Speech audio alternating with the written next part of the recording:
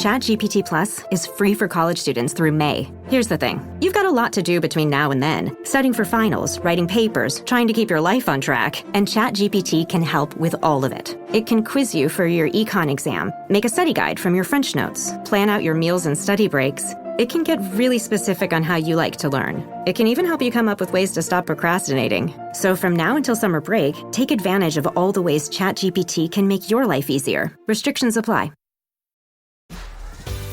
This episode is brought to you by LinkedIn. Psst, healthcare pros, word's out, and it's too good to keep quiet.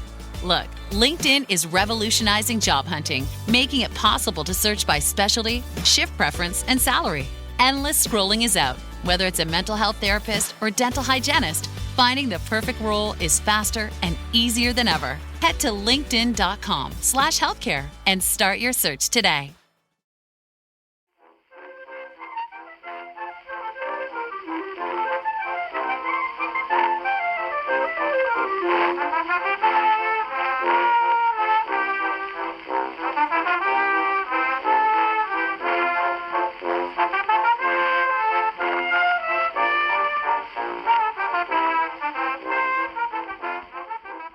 So this is the little bit of informal chat at the beginning, and Nikki she can fade herself up telling us this story.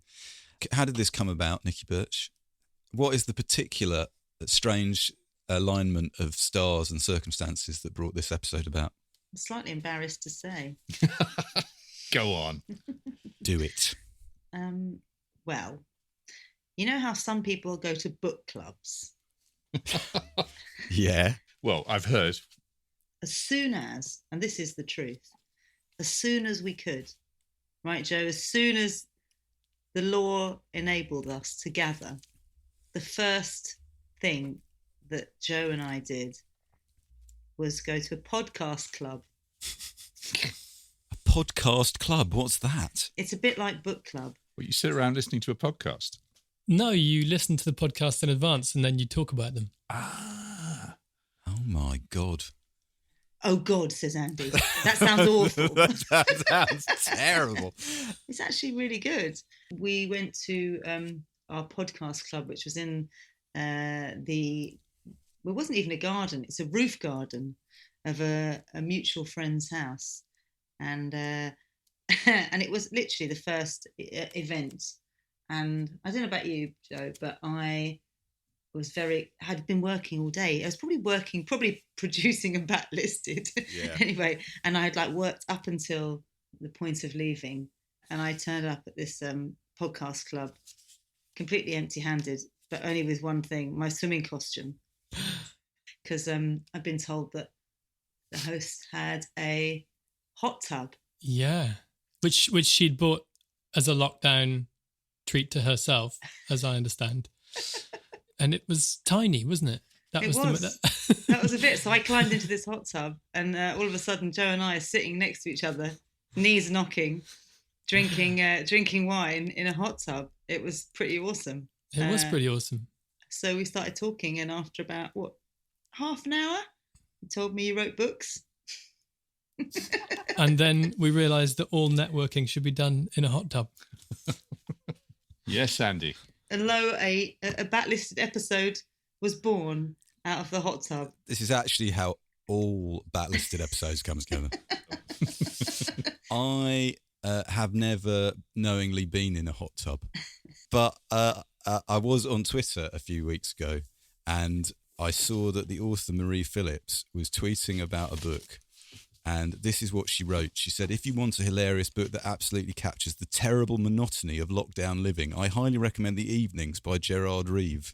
We'll come on to how you say it in a minute.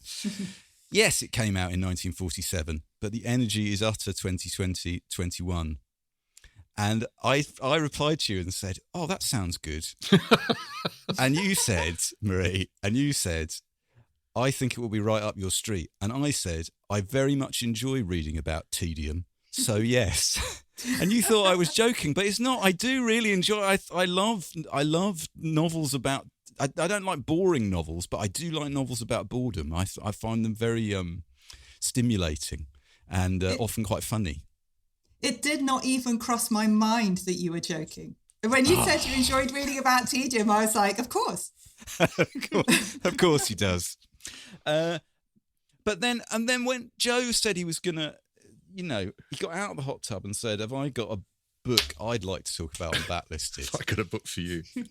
And he mentioned the same book. I just thought, we've got to do that. It's so brilliant to be able to bring these different strands together. So thank you both very much. Yeah, and here we are in a kind of oral hot tub. We haven't even oral hot tub. Horrible thing. Sounds Even more germs. perfect pandemic. We haven't even started yet. This is just the warm-up. Should we crack on? Let's crack on. Okay. Hello and welcome to Backlisted, the podcast that gives new life to old books. Today you find us in the Netherlands, the port of Amsterdam to be precise. It is December 1946. It's cold outside. The canal is frozen and the streets are filled with people walking quickly, their faces stern and tense. Inside, there are flowers of frost on the window pane. The stove pops away noisily in the corner. The radio plays a waltz. The clock on the wall says 7:30. The evening's only half over.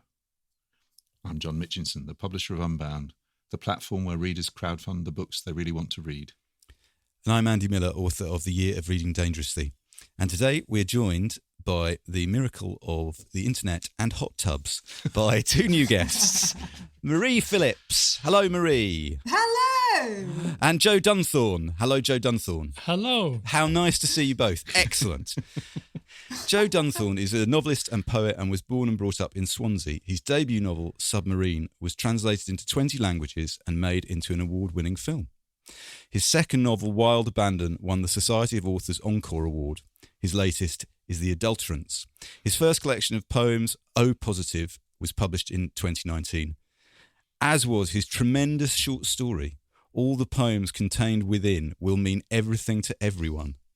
The poetry published by Faber and Faber, the story by Rough Trade Books as one of their pamphlets. Now, I saw Joe read that story. I think you read it in its entirety. It's so good, that story, Joe. Oh, thank you. Tell people, if they don't know, what the premise of that book is. I mean, it's a book, really. Thank you for calling it a book. It's only about 25 pages. But yeah, it's a short story that takes as its form the author bios at the back of a poetry collection, a poetry anthology, I should say. And yeah, because I find that I'm always probably more drawn to the bios before the poems. So when I get an anthology, I kind of read through and judge the people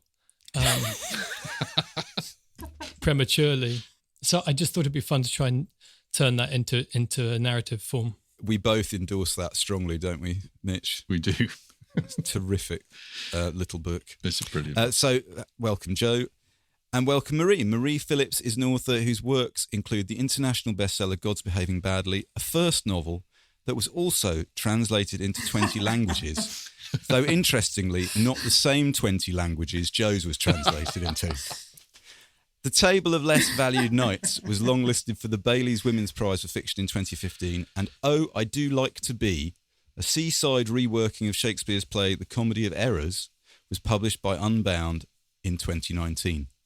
Reviewing that book in The Spectator, Andy Miller called it, quote, fast, clever, and significantly funnier than the original. So utterly true. A quote that I have used. Good. That's why they're there. Marie is the co-writer of the BBC Radio 4 series War Horses of Letters, and she recently spent several years living in, drumroll, Amsterdam, where she trained as a professional storyteller. She now lives in London. Were you in Amsterdam when all this started, or had you made it back? I moved back towards the end of 2019. So November 2019. And so, of course, I moved back thinking, this is going to be fantastic. I can't wait to do all kinds of London-y things. And then, what do you know? I then have been locked in the house pretty much ever since. And I put it to you that your decision to contribute to a programme about the evenings by Gerard Reve is therefore not a coincidence. Because as you said in your tweet about this particular book, mean, John, I think is gonna set it up for us in a minute. But the energy of reading this in May 2021 was very strong. I'm sure it's strong whenever you read it, but what a perfect moment to read it. Yes, I first read it a number of years ago, but doing the reread was quite a different experience. And yes, I do feel like it has special resonance for our current times. Absolutely. Well, the book that Marie and Joe have chosen to talk about is The Evenings by the Dutch novelist Gerard Reve, first published in the Netherlands in 1947 by De Bezige. It's a classic of modern Dutch literature, set in Amsterdam during the final days of 1946. It's a first-person account of the life of Frits van Eekters, a 23-year-old office worker living an apparently ordinary life at home with his parents, who are slowly driving him mad. One of the funniest and most original portraits of boredom ever written, the book has been compared to the work of Kafka, Beckett, J.D. Salinger and Karl Ove Knausgaard. Despite that, it took 70 years for it to appear in English. That edition published in 2016 by Pushkin Press in a translation by Sam Garrett. Yeah, it appeared in 19 other languages first.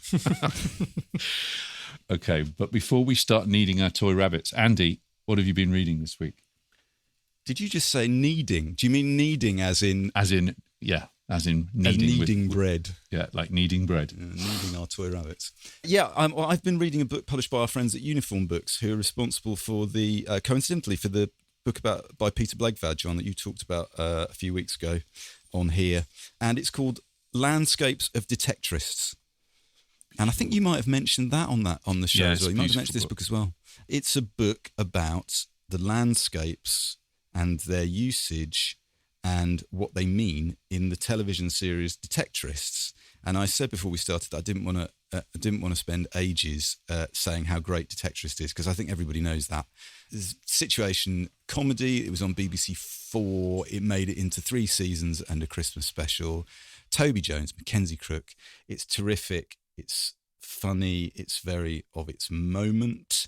So I got this book off the shelf because I bought it a while ago and then hadn't read it, but I sat down and read it from cover to cover. And when you talked about Peter Blegvad's book, John, Imagine, Observe, Remember. That's the same show that I talked about, a book about the fall that Faber just published, appropriately titled in the light of Detectorists, Excavate. That book is called Excavate. And one of the things that I said I liked about that book was how it wasn't afraid to come at the music of the fall from all manner of strange, sometimes pretentious, often illuminating intellectual angles, and just really dive in and dig, in fact.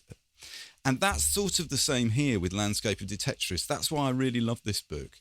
It's not in any way a script book or a making of book.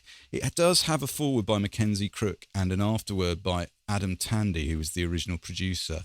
But actually, it's a series of really interesting, quite funny, but thought-provoking essays about issues to do with the show Detectorists and landscape. So if I just give you a few of the titles of these essays: Hoarding the Everyday, The Disquieting Geographies of the Detectorists. That essay is sort of about the meaning of the fact that they keep digging up not hoards of treasure, but ring pools and old matchbox cars. That you're living in in the not so distant present, I believe is the term that they use. And there's another essay here called That's Got to Be a First Woman Reads Map, Gender, Hobbies and Knowledge in Detectorists, which is a really interesting look at the role of men and women in the show and how it relates to hobbies, specifically to hobbies being a gendered occupation, or are they? So that's very interesting. But my favourite essay in here is by a guy called Andrew Harris.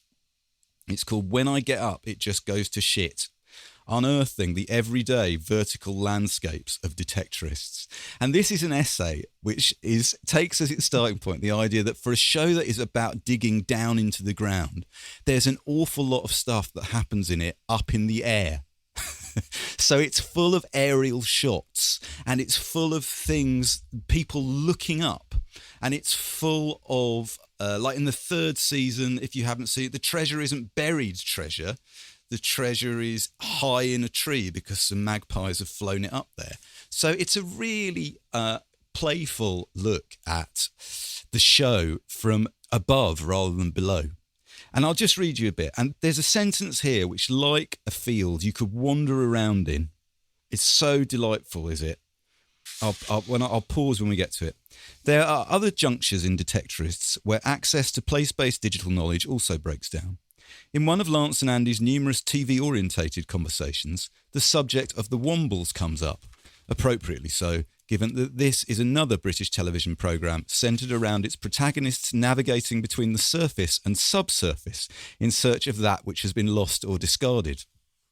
When Andy expresses doubt that the Wombles home on Wimbledon Common is a real place, even when Lance carefully explains that the, quote, fictitious Wombles live fictitiously on the real-life Wimbledon Common, unquote, he's encouraged by Lance to Google it, but there is no signal out in the field, even with Andy holding his phone up to the sky.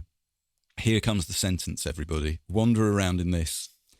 This lack of reliable internet connection might seem incongruous given the importance of this part of East England for military operations. Yet, beyond their camouflage fleeces and late-night stakeout efforts, the Detectorists are not integrated into the wider war machine, complete with its sophisticated aerial visions and surveying technologies.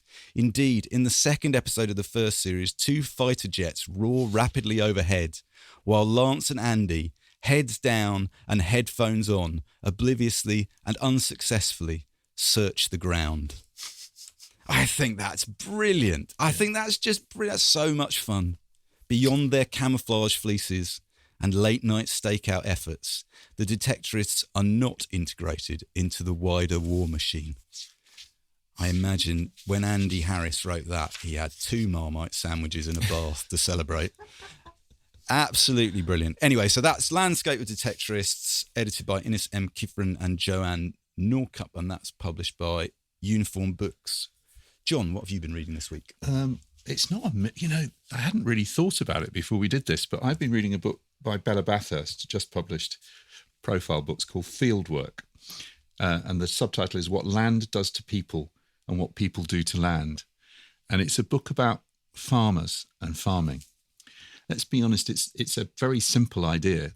You know, she moves to the country, like a lot of us have done, befriends a local farmer, and then becomes fascinated by how unlike the vision of farming that she has in her head, the reality of farming is. It's a kind of invisible, it's a sort of invisible workforce, an invisible kind of world that bubbles on underneath everything else. She said at one point, there's a lovely thing, she says that farming has become like the police.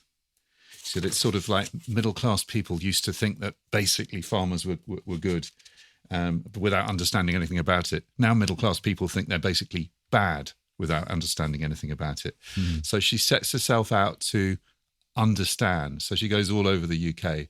She talks to people, slaughtermen in abattoirs. She talks to people who are fruit farmers. She talks to fallen stockmen. She talks to vets. There's a brilliant bit towards the end where she interviews the women who started the website Muddy Mates, because obviously, you know, finding a partner if you're a farmer is really difficult because the number of people on the land are dwindling. She's a very, very, very good interviewer, and she's a very, very good writer. And I live, as you know, rurally, and I've got lots of farming friends, and I always feel slightly aggrieved when my metropolitan friends just kind of go on and on about the rape of the countryside and the unfeeling kind of money-obsessed farmers who there's plenty of that around, but there are plenty of extraordinary people, and she manages to interview both ends of the scale. Yeah, it's very, very good journalism, reportage, and she has a kind of proper writer's grasp of the deeper things. So I'll read just a little bit. Given what you've just read, I might just read a little bit from the end, because I think it's kind of the point of the whole book, really. And there's no spoilers, let's be honest. She doesn't come up with a solution to modern farming, which is, basically we're going to have to sort out farming. We're going to have to sort out our relationship with food, because farmers have been asked to produce a lot of food very cheaply, which they've done. And guess what? It's fucked up the environment, and it's fucked up in a lot of cases, their lives as well. So she's talking about Bert, who was the farmer that she that rented her the farm. And his ability to see the place vertically has begun to trickle down, not just through a better understanding of all the uses this land has been put to, but through all the lives which have long been spliced to it. This place is not just a farm or a view or a business, a classification or a record of all the attempts to pull money out of it. It is not just even a lineage of all the energy, human, animal, vegetative, changed in some way because of it. It's just itself. It just is. And beyond this hill, out there in the rest of Britain, is another countryside.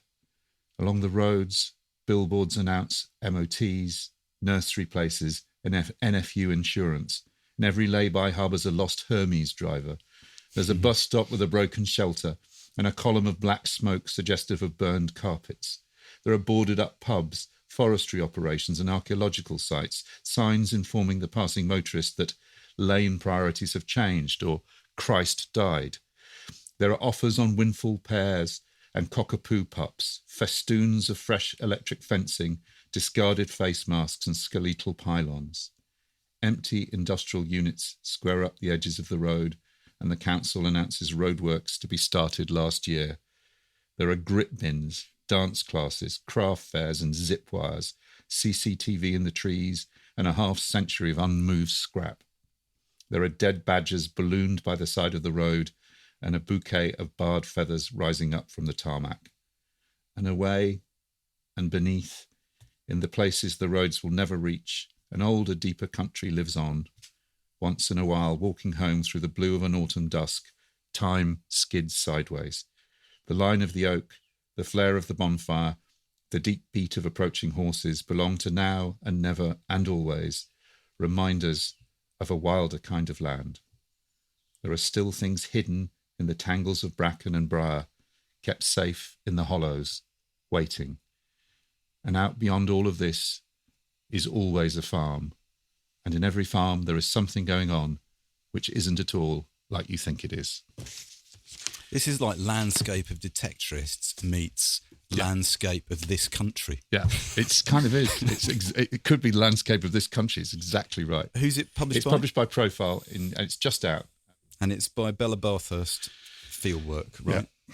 Yeah, sounds amazing. We'll be back in just a sec. Fellas, you know Degree Cool Rush deodorant, right? Well, last year they changed the formula, and guys were mad about it. One dude even started a petition. So guess what? Degree heard us, admitted they messed up, and brought the original Cool Rush scent back exactly how it was. And it's in Walmart, Target, and other stores now for under $4. So grab some and remember why its cool, crisp, and fresh scent made it the #1 men's antiperspirant for the last decade. Degree Cool Rush is back, and it smells like victory for all of us. Missing out on family time because of all the noise? Enjoy the moment without straining to keep up with the conversation. Wow, what a beautiful sunset. Discover Nuance Audio, the new invisible hearing solution that's built into your glasses. Discreet, comfortable, and easy to use. Nuance Audio glasses help you hear better and reduce background noise, so you can get back to enjoying time with your loved ones. Find a store near you at nuanceaudio.com. Lights, camera, innovation. Walt Disney Studios chose advanced 5G solutions from T-Mobile for Business to transform the movie-making process. Together, we kept a remote production hub in Hawaii in sync with a team in California to bring Lilo and Stitch to theaters this summer. This is picture-perfect collaboration. This is Walt Disney Studios with T-Mobile for Business. Take your business further at T-Mobile.com/now.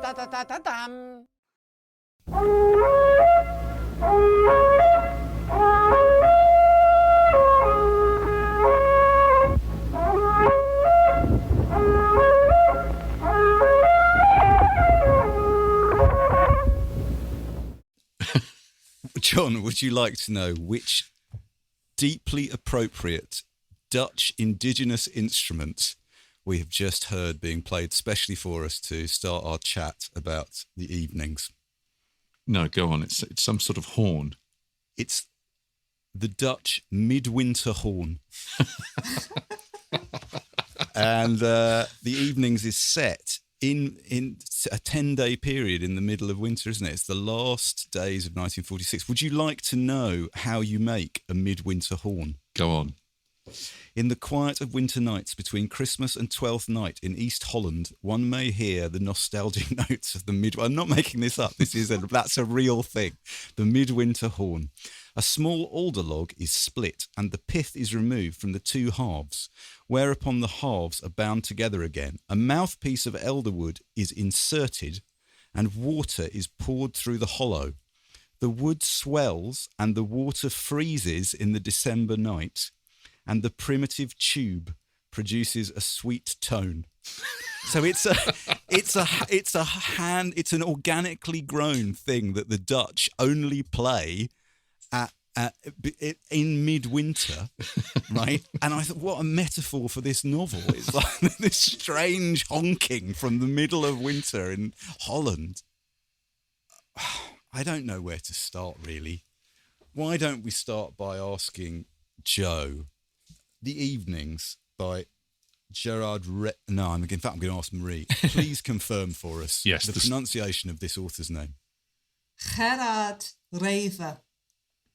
Gerard Reve. Yeah. Never going to be. I don't think it's really going to help. I think if you go with Gerard Reve, that's probably close Reve's enough. good. Reve. Appropriate. Yeah. Yes. For the first of many apologies to our Dutch listeners, they're going to be hearing tonight. Gerard Reve. How's that? That's not bad. That's not bad. That's excellent. So, Joe, when did you first read The Evenings by Gerard Reve? I believe, rather boringly, I was sent it by Pushkin Press, who hoped I might like it, and I liked it, and that is the end of my. But then I read when they came out, the novellas, and read as much as I could bear of Parents Worry, which is his 90s novel, which we'll get to. We'll come to that. Yeah. But did you know anything? I mean, we're going to talk about how famous he was and is in the Netherlands. But had you ever heard of him? Did you know anything about him? I didn't know anything about him. No, I do love, like you, I do love novels about boredom. So that was instantly appealing. But I didn't know anything about his insane life until later. Well, plenty. We've got plenty to dig into over the next hour or so. Marie, when did you first read The Evenings or anything by Reve? The Evenings is my first Reve, and it was given to me by my then boyfriend when I was living in Amsterdam. So I was living out there with my partner at the time, who is Dutch. And I'm slightly concerned about how our Dutch readers are going to feel about some of the things I'm going to say, but it is possible that I may have expressed some doubt about the Dutch sense of humour at some point in my relationship. I cannot confirm nor deny. Anyway, so David, my boyfriend, gave me this book as evidence in favour of the Dutch sense of humour. And I think quite conclusively won that argument because it's hilarious. So the book is very much, for me, associated with the time that I spent living in Amsterdam. And of course, it was it was a Christmas present as well, which makes it even more apt. The most Christmassy book ever written. Well, it's not exactly festive, is it? But it is certainly Christmassy. If anyone can imagine having a boring Christmas with one's parents, then they will relate to this book. You do read Dutch. Your Dutch is okay, it's pretty good. I don't tend to read in Dutch just because I find that I miss a lot of the nuance, because although I understand Dutch pretty well, I think that when I'm reading novels, I like to really know for sure why the author chose one word and not another. And so I can understand it, but I feel like on the whole, something is missing for me when I read in the original language, which I think is the opposite of what a lot of people say about reading in the original. But I find that I just don't really know the difference between certain synonyms, for example. So I read it in English. And could we just impress upon people, our non-Dutch listeners, could you both impress upon people how well known this book is in the Netherlands? It's huge. Wasn't it voted the greatest Dutch novel ever? Or is it the 20th century? Anyway, it's up there as among the great Dutch novels. I think it was voted the greatest of the 20th century and the third best of all time. Third best of all time, okay. Yeah. So by our standards, this is a bat-listed title here in recording in the UK. But in Europe, and specifically in the Netherlands, this is a really famous book. This is like, I was trying to think what the equivalent would be, John, if a Dutch literary podcast were recording an episode about the little-known book Birdsong by Sebastian Faulks. Yeah, or Brideshead Revisited or something, big kind of classic post-war English novel that everybody's supposed to have read. The point is, when it was first published in Holland, it was both a scandal and a bestseller, and it's seen as being one of the most important novels in Dutch literature in the 20th century. So it's really he was, as we'll talk about, he was a great beast of Dutch letters, wasn't he? I mean, he's like a terrifying man. We'll talk about that as well. John Mitchinson, why did it take until 2017 then for this? Why did it take 70 years for this novel to appear in an English translation? I honestly don't know. I mean, it's surprising to me that it didn't get translated sooner. Apparently, it's been numerously attempted. Yeah, that people tried it. Right, Lydia Davis tried it. There's something about I can't read Dutch, but apparently there's something about the various registers of the language. That's right. The language itself is really, really difficult. Including this religious language, which he uses a lot of. Yes. That made it very, very difficult to replicate. But if you think, they were able to translate Harry Mulisch and the works of, all the works of Cees Notenboom, and I mean, plenty of Dutch, complicated, difficult Dutch novels got translated. It's really interesting. Well, why don't we do it? Why don't we do a quick compare and contrast? We have the great good fortune of Marie's very valiantly going to read us the first paragraph of The Evenings in Dutch, and then Joe is going to read us the equivalent paragraph in English. Okay. Het was nog donker toen in de vroege morgen van de 22 december 1946 in onze stad, op de eerste verdieping van het huis Schilderskade 66, de held van deze geschiedenis, Frits van Echters, ontwakte. Hij keek op zijn lichtgevend horloge dat aan een spijker hing. 6:15, mompelde hij, het is nog nacht. Hij wreef zich in het gezicht. Wat een ellendige droom, dacht hij. Waar ging het over? Langzaam kon hij zich de inhoud te binnen brengen. Hij had gedroomd dat de huiskamer vol bezoek was. Het wordt dit weekend goed weer, zei iemand. Op hetzelfde ogenblik kwam een man met een bolhoed binnen. Niemand lette op hem en hij werd door niemand begroet, maar Frits bekeek hem scherp. Opeens viel de bezoeker met een zware bons op de grond. That's brilliant. Please do not write in with your pronunciation corrections, which I'm sure will be many. Joe, please, can you possibly match that? I really can't, and I'm just intimidated by the fact I even have to say his name, the main character's name now. Now I've heard Marie deliver it correctly. Anyway, it was still dark in the early morning hours of the 22nd of December 1946 on the second floor of the house at Schilderskade 66 in our town when the hero of this story, Frits van Echters, awoke. He looked at the luminous dial of his watch hanging on its nail. 6:15, he mumbled. It's still night. He rubbed his face. What a horrible dream, he thought. What was it again? Gradually it came back to him. He had dreamt that the living room was full of visitors. It's going to be a glorious weekend, someone said. At that same moment, a man in a bowler hat walked in. No one paid him any heed, and no one greeted him, but Fritz eyed him closely. Suddenly, the visitor fell to the floor with a thud. Well, brilliant. Slightly patronising round of applause, but yeah, slightly patronising. I'll take it. So, what's going on there, Marie? What is it about the prose that makes it tricky to carry across into English? I have to say, as regards this opening paragraph, pretty much absolutely nothing. I think it's completely straightforward Dutch.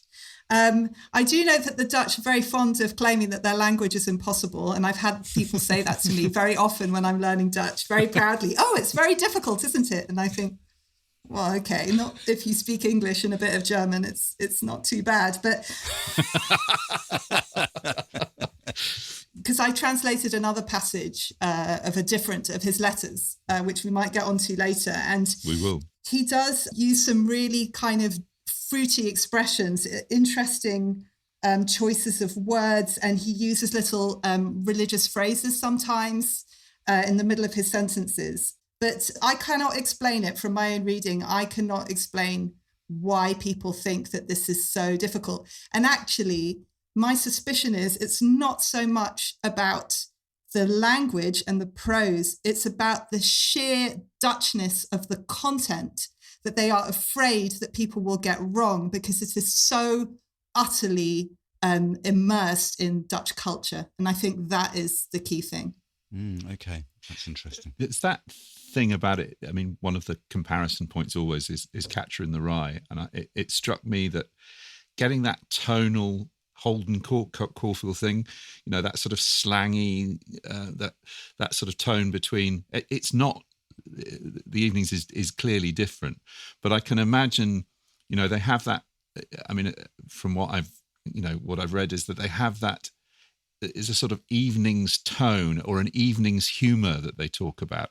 It defined a particular way, a worldview of looking at the world, and I can imagine that is to get that into English effectively is a real challenge for a translator. I think you feel that way about any book that is so clearly a voice book. And this, yes. I mean, I think the translation is amazing, Pretty amazing, in English, yeah. And it has its own voice. Whether that perfectly replicates the Dutch, I don't know. But, you know, like Catcher in the Rye, there is this kind of inimitable voice coming through that you feel like, oh, I haven't heard this before, but this feels completely fully formed and engaging. Yeah. He does a really interesting thing. It struck me one of the hallmarks of the style of the voice in the book is there's a lot of dialogue, often seemingly quite banal or cruel or a bit of both, and then an internal voice disagreeing with the thing that's just been said. That struck me as reading it in translation is one of the very distinctive things. So he'll say, oh, you know, look at those warts. Yes. You should get your warts sorted out. And then I think, oh, should he though? I'm not sure. Why did I say that? You know. But isn't that the thing that makes, I think without those inner monologue moments of him being like, why am I saying this? I'm a terrible person, which happen a lot. I think without that, it would be such a brutal and unbearable book. It's like the voice of the reader in those moments going, please, can someone step in and like say that this conversation is not right? And then he himself steps in and says, I shouldn't be saying this. Yeah. So normally we would try and give you an idea of what happens in the book, but almost nothing happens in this book. That's part of the appeal of it. They eat. They hang around waiting for the evening. Yeah. And then he has a nightmare as a relief from nothing that's happened all day. But for British listeners particularly, John and I both came up with this point of comparison separately. We're just going to play you a clip from a 1950s radio show, which reading The Evenings really reminded us both of.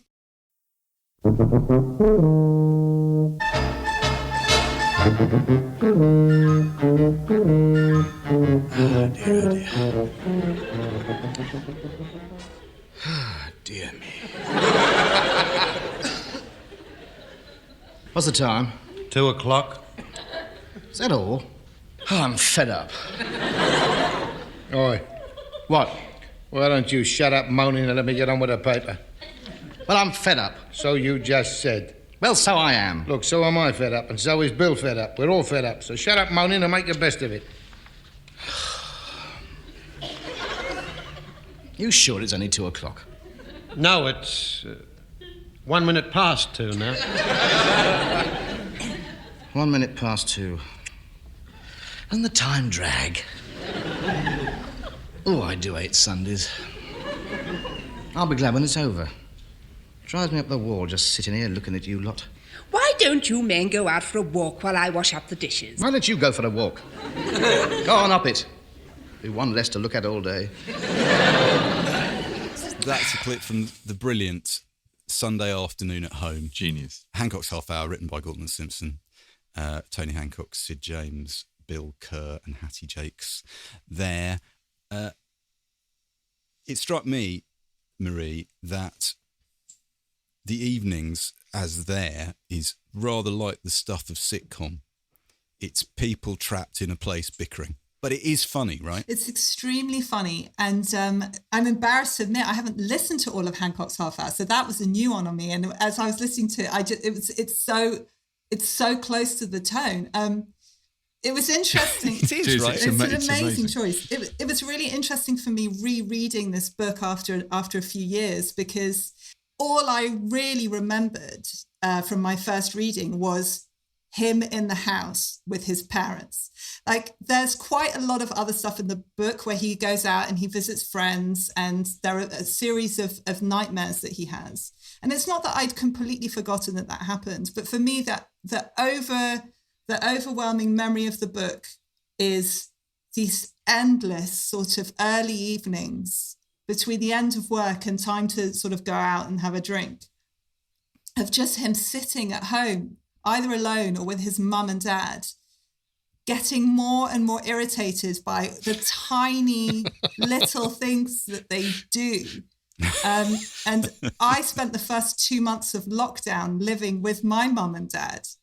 And I actually accidentally left this book behind with them. And my mum, I asked her if I could have it back. And she called me up and said, I had a little look in that book of yours before sending it to you. She said, it's us. It's us. I can't believe it. And yeah, it's the repetition, as you say in sitcom, the inability to escape, the feeling of being trapped in this situation that never really changes. As you say, we've all been in an unfunny sitcom for the last year. The extent to which everyone in this novel gets on everybody else's nerves seem very true to the historical moment we're living through now. Absolutely. And there's all the stuff, I guess, around food, about watching his parents eating, which rings very true when you haven't left the house much in a year. And, you know, the way his father uses his own spoon to get the sugar out of the sugar bowl, and he's watching, he's going to do it again, and he's got this internal monologue, and he's waiting for him to do it. Here it comes, and then he does it, he's done it. There's a great relief, he did do it. And it's amazing how that escalates throughout the book and is sustained, that it really becomes madness-inducing, which is very relatable. I love books where I can't see how the trick is done, and I couldn't understand why I didn't just want to fling the book across the room. Yeah, and it's great about the weather, isn't it? He's good about those loops that we get into the weather. The fact his father always asks him every time he comes back into the house if there's anything interesting that's been going on, and he's always trying out new kind of ways of dealing with that very dull question. And the half-glimpsed bits of the parents' marriage that you hear, you know, that you never quite fully understand what the beef is between them. It's so like living at home, as you say. And why isn't it terrible? Why is it funny? It's brilliant writing. I think there's just something extremely truthful about this book. I mean, we talk a lot about books about wanting characters to be likable. I've always thought that's a red herring. I think what we want is to understand characters. What we want is to get why they are the way that they are. And I think the genius of Reve in this book, and I would also say in Vert in Nieland, which is his book, the first of the two childhood novellas, is he's so honest about himself and about his worst impulses. And he makes himself very vulnerable in that way. And I think that as a reader, if we're truthful, we all have those terrible impulses. We're all watching our friends or our parents do that desperately annoying thing and fighting our urge to point it out, or possibly pointing it out and then feeling bad about it. And so I think it's the way that he doesn't try to do anything other than present himself truthfully that allows us to really be on his side. Have either of you got an example from the novel of, him being irritated with a particular thing, or... Yes, I can read a little passage where he is watching his parents eat soup. I mean, no one wants to watch anyone eat soup. Let me just find... here we go. The meal began with soup. Fritz tapped his fork against the rim of his bowl, raised the tines to his ear, and made a humming sound. So, he sang loudly. He repeated it twice and looked at his father. The man raised his eyebrows. Almighty Christ, Fritz thought. They're slurping. Both of them are slurping. Now they can still pretend that this is because the soup is hot, although that is really no excuse. But later on, they will keep on slurping because that's easier. Could it really be easier? He picked up his fork again, tapped it against his bowl, held it to his ear and sang loudly in a low voice. So...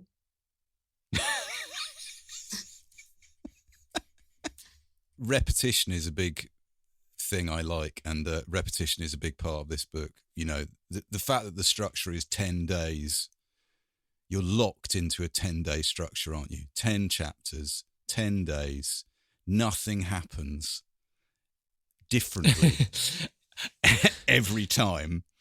And then you reboot and you start again the next day. That's right. And very well chosen days as well, being the run-up to New Year's Eve, because then you get that famously abstract and unknowable passage from the 26th of December to New Year's Eve, when all time seems to melt away and nothing makes sense. Yeah. It feels like that's the perfect time to be setting this book about.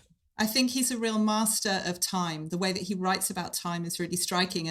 And in particular, the way that he constantly tells you what time it is. This is a book in which you will never be in any doubt as to what the exact time of day is. And also, for that matter, how much hair the person that he is talking to still has on his head. It's an amazing book about baldness and perceptions of baldness, right? And I think that brings it back again to that lockdown feeling, because who among us has not obsessively checked the time and sort of had that feeling of like, it's 6:30, can I go to bed now? Or do I have to really push on through another 4 hours of empty time? Des winters als het regent, dan zijn de paadjes diep, ja diep. Dan komt dat loze vissertje, vissen al in dat riet. Met zijn rijstok, met zijn strijkstok, met zijn lampzak, met zijn knapzak. Net uw neren van deren dom deren, met uw neren neersjes aan. That is the Dutch folk song In Winter When It Rains. And I'll tell you how that translates. In winter when it rains, then those paths are deep, yes, deep. Then that little fisherman comes, all fishing in that reed with his living stick, with his bow, with his rag bag, with his knapsack, with his learning, with his leather jacket. And the reason I chose that is because it's about midwinter again. It's another winter, another Dutch musical winter interlude. Also because I want to talk a bit about Reve himself and his leather jacket and how incredibly famous and scandalous he was in the Netherlands during his lifetime. The authors that the figures he reminds me of are Huysmans in France, or Serge Gainsbourg in France, actually, or Thomas Bernhardt in Austria, and Reve in the Netherlands seems to have the same thing going on. He's a provocateur he hates the Netherlands, but the Netherlands is the only place he can be the great Gerard Reve, right? Because he after the success of The Evenings, he moves to the UK for 5 years to try and make a go of it by writing in English, but it doesn't happen, does it? Yes, that's right. When he gets to London, he turns up at Angus Wilson's house unannounced, a writer who he loves, and he is quoted as saying, "Sir, I am a Dutchman who started writing English 2 years ago. I read some of your work. I just came to see you, and I don't come for any money, food, or assistance whatsoever," which is a very charming way to start a relationship. And they did become friends, and Angus, I think, tried to help him with his work in English. And he published a number of stories in the Paris Review and had some success. And then there is a book of his English stories out, but it never kind of happened for him. And he ended up going back to Holland where things were happening. He goes back to Holland, doesn't he? And we're going to get onto his blasphemy trial in a moment. his blasphemy trial. But Marie, he's almost liberated by his failure in the UK, right? When he gets back to Holland, he starts writing in a different, more obscene, yet more sacred register. One of the really key things that happens is he comes out as gay. And he starts writing in a very unapologetic way about his homosexuality. And I think if I'm correct, he's the first out Dutch gay writer. So that becomes more and more central to his work. And at the same time, he also converts to Catholicism.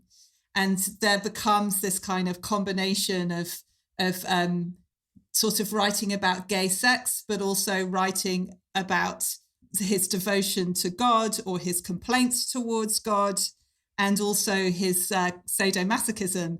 And all of these things come together in ways that I suppose it's not that surprising that some people find it awkward, shall we say, or worse than awkward. But it certainly becomes an increasing signature in his writing.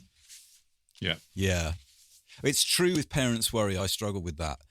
I can't fault it for its brilliant depiction of his state of mind when trying to create. But he also seems to deliberately enjoy having no self-edit button on letting you know every single unworthy and obscene and illegal thought that might be going through his head. It's so funny and yet deeply shocking, that novel. And it was the only other novel of his published in English in 1990. I mean, that was quite recent. I can't imagine it being published here now. Can you? 100% not. I find it so unlike the early work. You know, the Evenings is shocking. It's got some really disturbing passages in it, but this felt like it was drilling into that darkness in a way that was on another level. I couldn't get through it, I confess. I've paused in my reading. You paused. But Marie, you've got something for us. You've translated something specially for Backlisted. What is it? This is an extract from a book, a non-fiction book by Reve, which is called Op weg naar het einde, which means on the way to the end. And it's a selection of sort of essays and letters that he wrote. And quite a few of them are about his travels to the UK. So when I was trying to learn how to read Dutch, this is one of the books that I used for practice. Brilliant. It's the very first thing, the sort of very first adult book I ever read in Dutch, and the very first bit of it, which describes Reve on his way to a writers' conference in Edinburgh on a cross-channel ferry. And I set myself the challenge of translating it, which, as we've heard, translations of Reve is considered to be some high difficulty stuff. So again, I can only apologize for what I've done to this. He used to complain a lot about his translators because his English was so good, but fortunately for us, he is now deceased. I find myself in the first-class lounge of the night boat to Harwich, which will depart shortly before midnight in about an hour. A boy, about 17 years old, in faded blue hitchhiker's clothes, enters the lounge, stays seated for a while, eats an apple, and speaks to his travelling companion, who is as ugly as he is heartbreakingly beautiful, in a jerky, hoarse stream of words that forces me to breathe faster and deeper. Fortunately, he does not change his clothing, nor does he do anything about his hair, which rain and wind have perfectly arranged above his grey eyes. My Prince Charming reclines on one of the black leather sofas, and this is when the waiter has to intervene. Does the gentleman have a cabin? No. Is he travelling first class? No. Then he can only stay here if he pays a 16-shilling supplement, or for a few shillings more, he can rent a bed. The second bed in my cabin is unoccupied.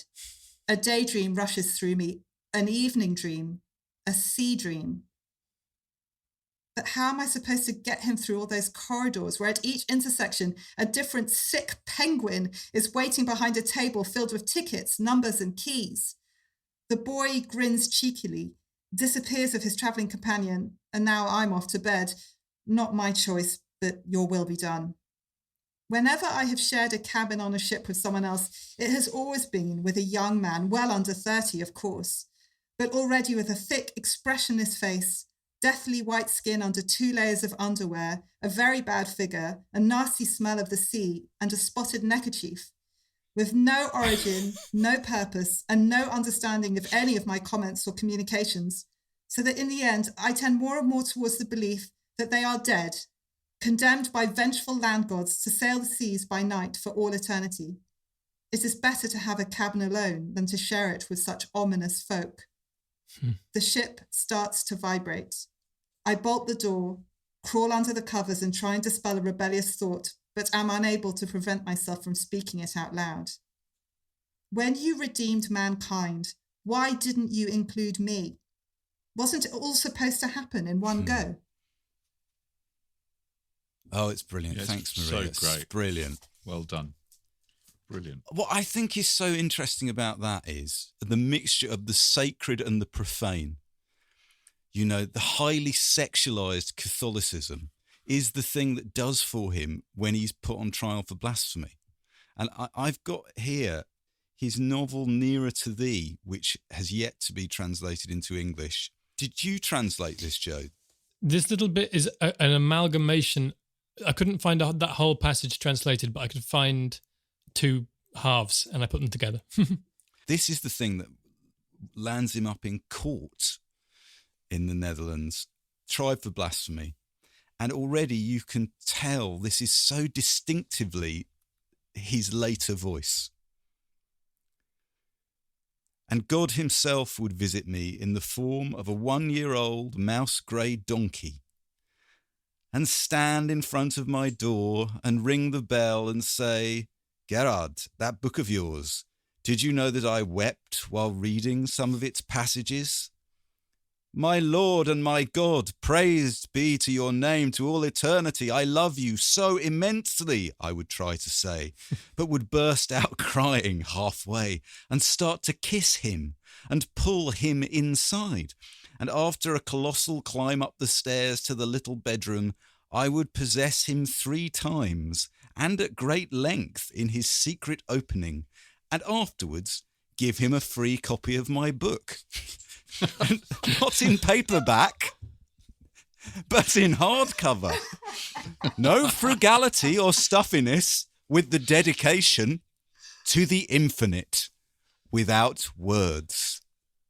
Not only is it sacred and profane, it's also highly sexual, highly specific, but he also plays it for laughs. That thing about, and afterwards give him a free copy of my book, not in paperback, in hardcover. Do you think that is a reason why we have yet to see in English certain of his later novels?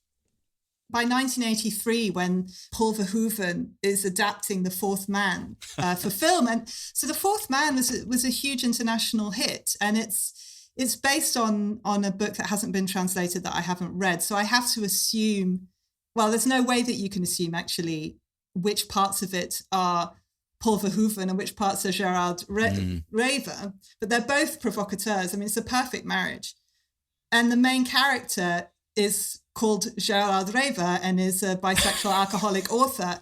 And the whole thing is this kind of crazy fever dream, which once you've read some of his stuff, you're sort of thinking, yes, this seems pretty autobiographical, even though the entire thing is a sort of insane fantasy. But there's one moment in it where Reve is in a church and he fantasizes that on the crucifix is a gorgeous young man in tight swimwear, and he goes up and fondles this man's crotch.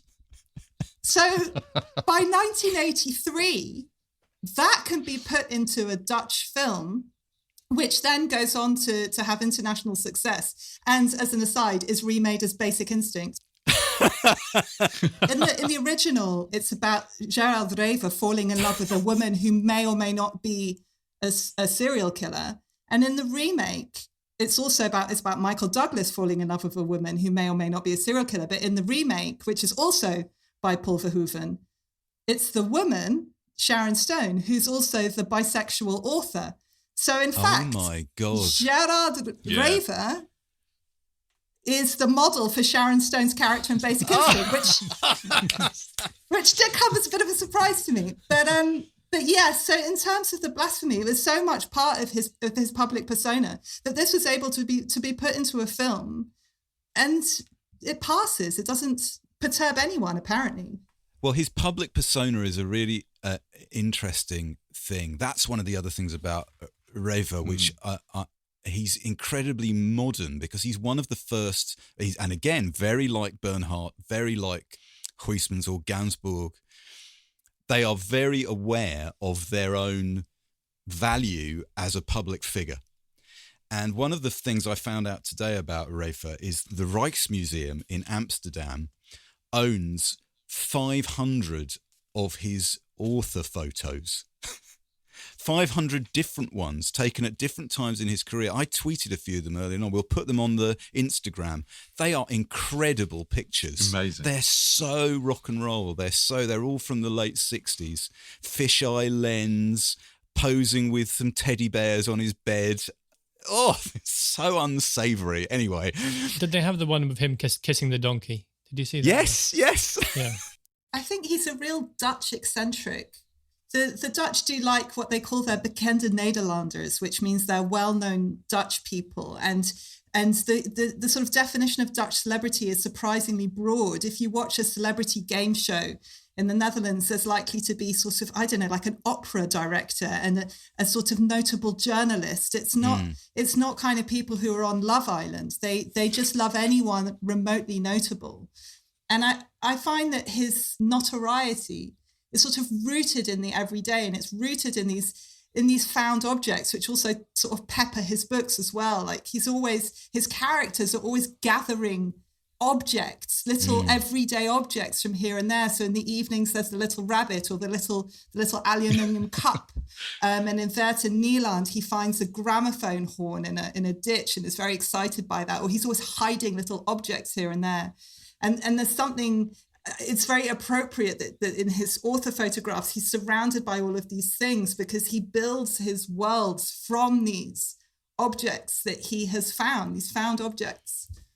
And stories that the book is kind of a collection. Fritz, the character in The Evenings, has got this almost limitless kind of supply of gruesome stories, often to do with the deaths of children. And he loves the kind of, father drops child and child dies, screams, wife comes in, and while the wife has come in and screams because there's a dead child on the floor, the little girl drowns in the bath. Or the one where he's picked a child up and the spine is snapped. Oh, the head comes in. Can't work out how the kid has died, so he does it to his other kid. And it said, well, at least we knew how the first kid died. It's so dark. I'm glad that you're telling those stories, John. It felt like you read those passages and you're like, yes, that is funny, but I do not want to be the person who has to kind of retell them. He has this kind of compulsion, and that's the thing. Thinking about kind of Holden Caulfield again. It's just there is that compulsion. He can't shut up. He can't. He doesn't know when to stop. There's a lot of picking of teeth, picking of noses. There's a passage where he describes warts in all their various forms. There's another bit where he has a discussion with his mother, where's the appropriate place to wipe your snot once you've picked your nose. He's got a taste for the abject. Even his father cleaning his pipe, he manages to make this a kind of really obscene kind of operation. It's just the detail in it. The pause on everyone's faces, everyone's hairlines, the coarse texture of people's hair. It's just, he's got a kind of microscopic... Terrible story about the guy who shits into his coat and then it freezes and then they put him into the bath to defrost. It's like, why do we need this story at this point? Well, the good news, everybody, is there's a twist because we're going to talk about the ending now. Now, you might want to fast forward the next 5 minutes. We can't talk about this novel without talking about the ending of the novel. Indeed not. And before we start, we're going to actually hear Gerard Reve himself reading the final few lines, the utterly sublime final few lines of The Evenings, and then Joe is going to read us something from the ending, and we'll talk a bit about why it's so important to the novel as a whole. Alles is voorbij, fluisterde hij. Het is overgegaan. Het jaar is er niet meer. Konijn, ik ben levend. Ik adem en ik beweeg, dus ik leef. Is dat duidelijk? Welke beproevingen ook komen, ik leef.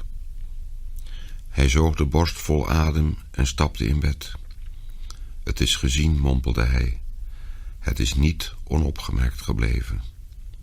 Hij strekte zich uit en viel in een diepe slaap. So what you've just heard is a man experiencing a moment of pure epiphany while he talks to a little toy rabbit.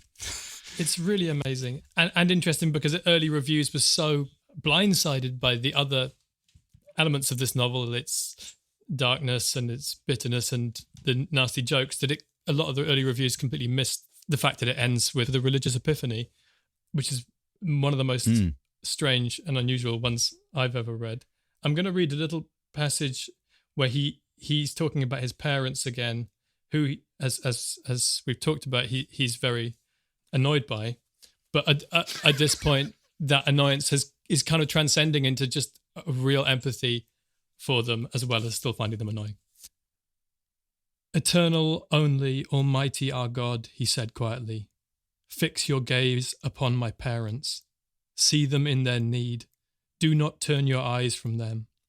Listen, he said, my father slurps when he drinks. He dishes up sugar with his dessert spoon. He takes the meat between his fingers. He breaks wind without anyone having asked him to do so. He has the remains of food between his molars. He does not know where the gilder is supposed to go. When he peels his eggs, he does not know what to do with the shells.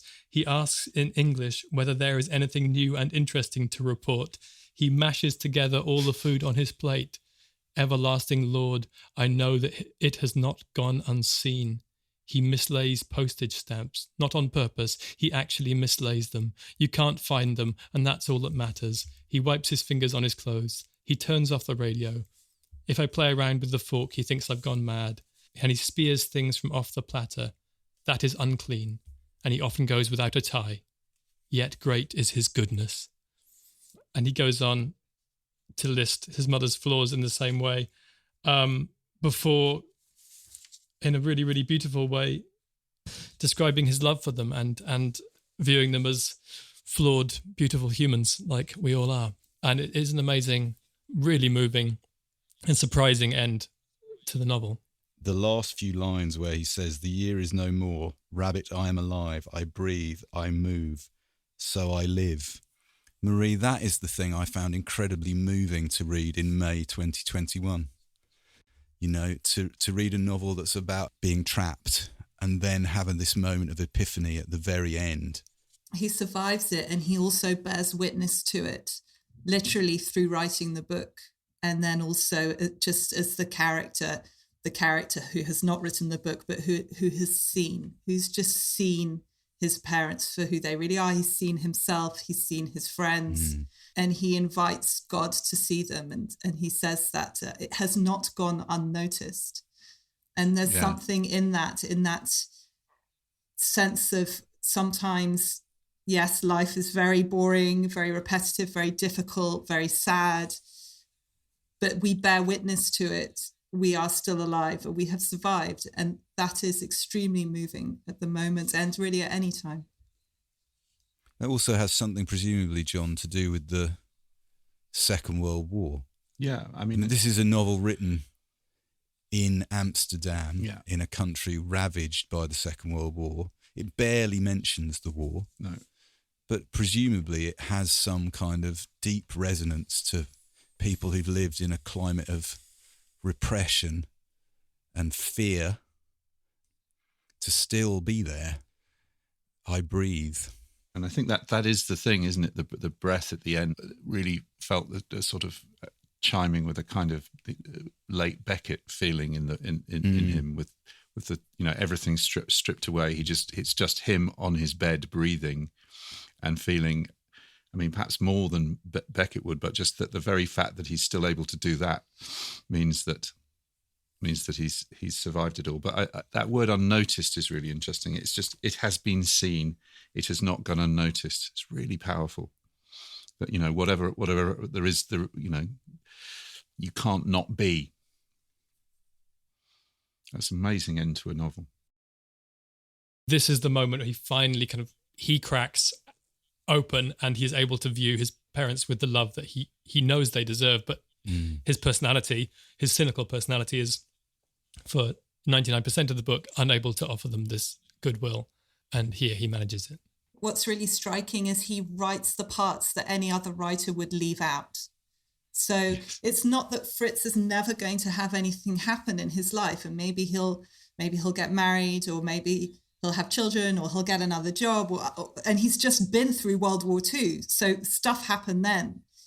But instead of choosing to tell a story about eventful periods in his life, he chooses to tell the story about a time when really nothing was happening at all. And yet, those times when really nothing is happening at all is really the meat of a lot of our lives. We spend a lot of time, we spend more time picking our teeth than we spend falling in love, you know. So there's something in his choice to notice all of these small things.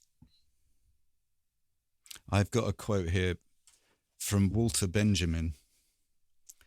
Boredom is the dream bird that hatches the egg of experience. A rustling in the leaves drives it away. That's very good. You know, that's sort of what this novel is, isn't it? It's a kind of, you would not catch the moment at the end if too much happened. It would spook and it would go. Another reason, listeners, why you should finish books. This is a very good example of that, I'm afraid. And now, enlightened, we must leave Fritz in his room to his reveries and lucubrations. Huge thanks to Marie and Joe for introducing us to the dark yet compelling word of Gerard Reve. To Nicky Birch for weaving all our frequencies into a harmonious hour of heavy entertainment, and to Unbound for all the pickled herring.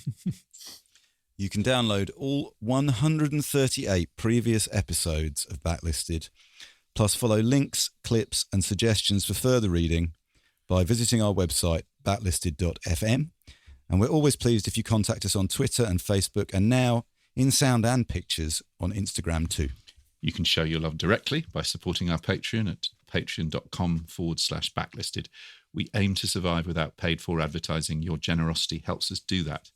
All patrons get to hear Backlisted episodes early.